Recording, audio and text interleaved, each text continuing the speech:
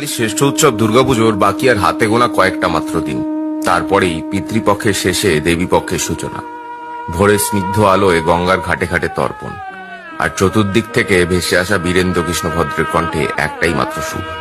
আশ্বিনের শারদ প্রাতে বেজে উঠেছে আলোকমঞ্জিত, ধরণীর বহিরাকাশে অন্তরিত মেঘমালা, প্রকৃতির অন্তরাকাশে জাগরিত জ্যোতির্ময়ী জগন্মাতার আগমন বার্তা।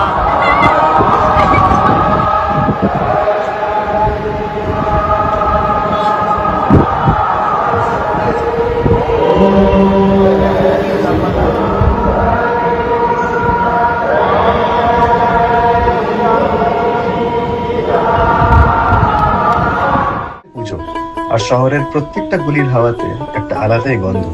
নতুন জামা, রঙিন প্যাকেট আর মানুষের ভিড়। এই শাড়ির সাথে blouse piece free, matching bag আছে তো? আরে দিদি, আপনি একসাথে ডিসকাউন্ট, ফ্রি গিফট আর ফ্রি ডেলিভারি চাইলে আমাকে তো পুজোর আগেই দোকান বন্ধ করে দিতে হবে। কি গো হলো তোমার? আমি তো পুরো হিউম্যান হ্যাঙ্গার হয়ে গেছি, কি নেই আমার হাতে।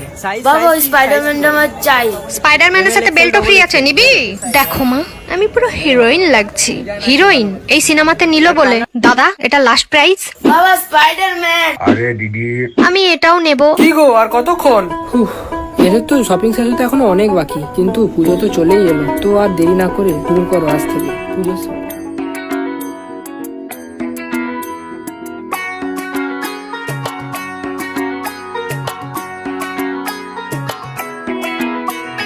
ঢাক বাজা, কাসর বাজা, উলু দে আর শাখ বাজা, বছর পরে আবার